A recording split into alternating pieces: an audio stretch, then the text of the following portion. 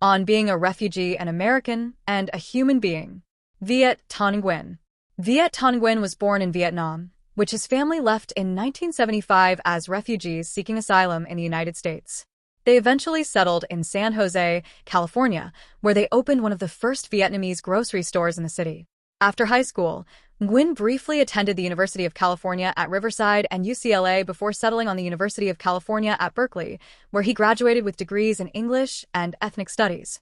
He stayed at Berkeley for a PhD in English, then moved to Los Angeles to teach at the University of Southern California, where he is now a professor of English, comparative literature, and American studies and ethnicity.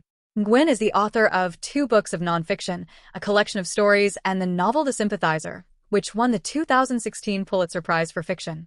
Those issues central to all Nguyen's writing, immigration, politics, culture, and Southeast Asia, are evident in the essay that follows.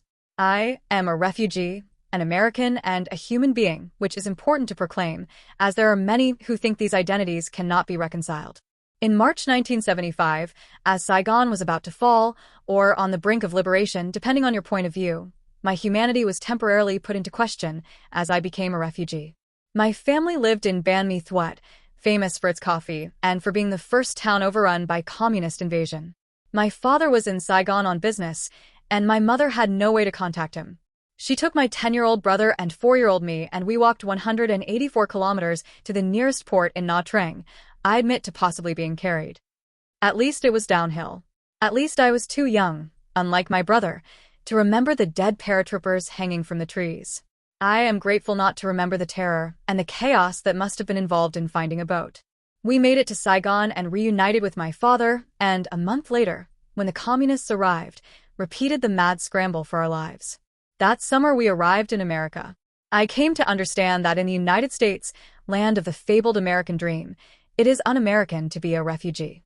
The refugee embodies fear, failure, and flight. Americans of all kinds believe that it is impossible for an American to become a refugee, although it is possible for refugees to become Americans, and in that way be elevated one step closer to heaven. To become a refugee means that one's country has imploded, taking with it all the things that protect our humanity: a functional government, a mostly non-murderous police force, reliable drinking water and food supply, an efficient sewage system.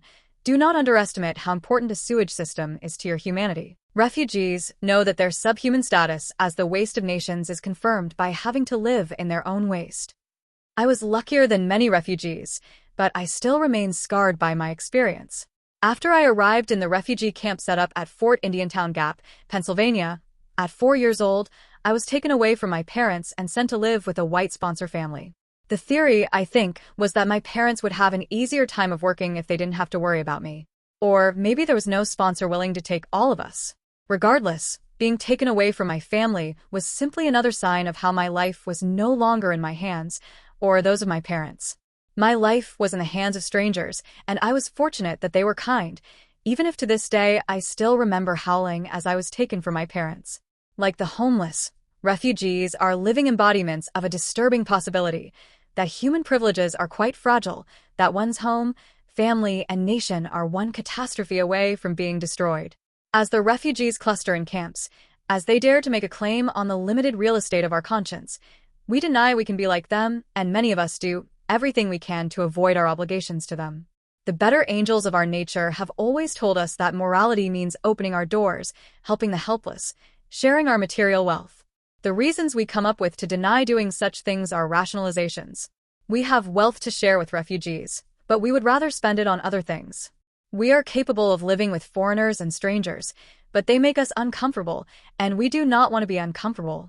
We fear that strangers will kill us, so we keep them out. Our fate as refugees is controlled by the strategies of the men who command the bombers. In my case, the U.S. dropped more bombs on Vietnam, Laos, and Cambodia during the Vietnam War than it did all of Europe during the Second World War.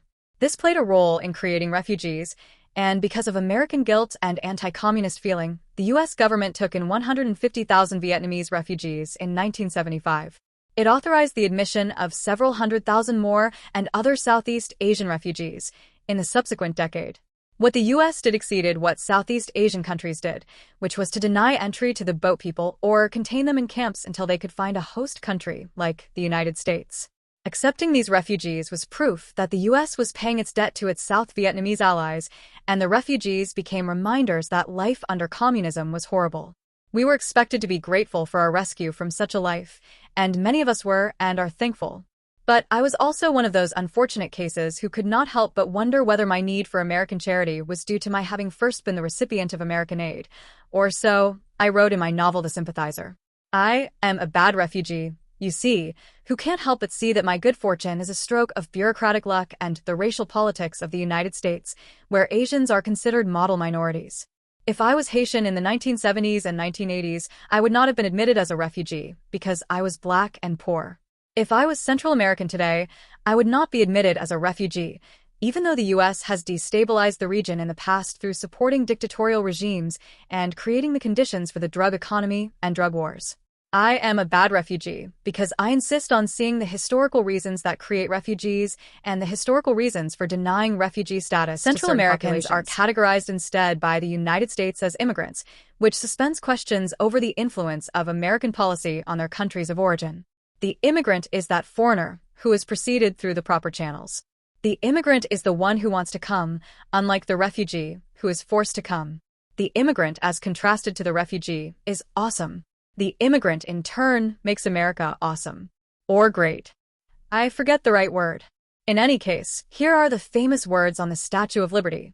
Give me your tired, your poor, your huddled masses yearning to breathe free, the wretched refuse of your teeming shore. Send these, the homeless, tempest-tossed, to me. I lift my lamp beside the golden door. Except that this has not always been true. The current xenophobia in American society that is directed against refugees and their cousins, undocumented immigrants, and even against legal immigrants has deep roots.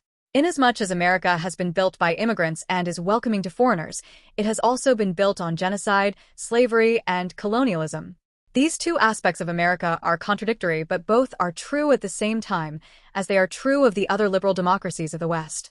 So, it is that in the US, where 51% of billion-dollar startups were founded by immigrants and all of the 2016 Nobel Prize winners are immigrants, the country has periodically turned on its immigrants. Beginning in 1882, the United States banned Chinese immigrants. The excuse was that the Chinese were an economic, moral, sexual, and hygienic threat to white Americans. In retrospect, these reasons seem ridiculous, particularly given how well Chinese Americans have integrated into American society. These reasons should make us aware of how laughable contemporary fears about Muslims are. These fears are as irrational as the racism directed against the Chinese.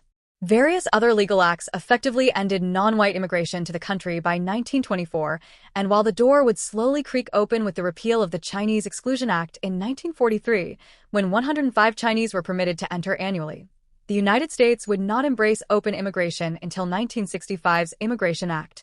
The contemporary U.S. has been defined by that act, with large numbers of Asian and Latino immigrants coming in and reshaping what America is, and for the better.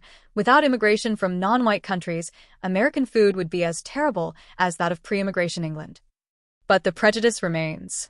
It emerges in the feeling against undocumented immigrants. Those who oppose them say we should give preference to documented immigrants, but I suspect that once the undocumented have been kicked out, these rational people will start speaking about how there are too many immigrants in general. In truth, my own family is an example of the model minority that could be used to rebut such an argument. My parents became respectable merchants. My brother went to Harvard 7 years after arriving in the States with no English. I won the Pulitzer Prize. We could be put on a poster touting how refugees make America great. And we do. But it shouldn't take this kind of success to be welcomed. Even if refugees, undocumented immigrants, and legal immigrants are not all potential billionaires, that is no reason to exclude them. Even if their fate is to be the high school dropout and the fast food cashier, so what? That makes them about as human as the average American, and we are not about to deport the average American, are we? The average American, or European, who feels that refugees or immigrants threaten their jobs does not recognize that the real culprits for their economic plight are the corporate interests and individuals that want to take the profits and are perfectly happy to see the struggling pitted against each other. The economic interests of the unwanted and the fearful middle class are aligned, but so many can't see that because of how much they fear the different, the refugee, the immigrant. In its most naked form, this is racism. In a more polite form, It takes the shape of defending one's culture, where one would rather remain economically poor but ethnically pure. This fear is a powerful force, and I admit to being afraid of it. Then I think of my parents, who were younger than me when they lost nearly everything and became refugees. I can't help but remember how, after we settled in San Jose, California, and my parents opened a Vietnamese grocery store in the rundown downtown, a neighboring store put a sign up in its window, another American driven out of business by the Vietnamese. But my parents did not give in to fear, even though they must have been afraid. And I think of my son, nearly the age I was when I became a refugee, and while I do not want him to be afraid, I know he will be. What is important is that he have the strength to overcome his fear.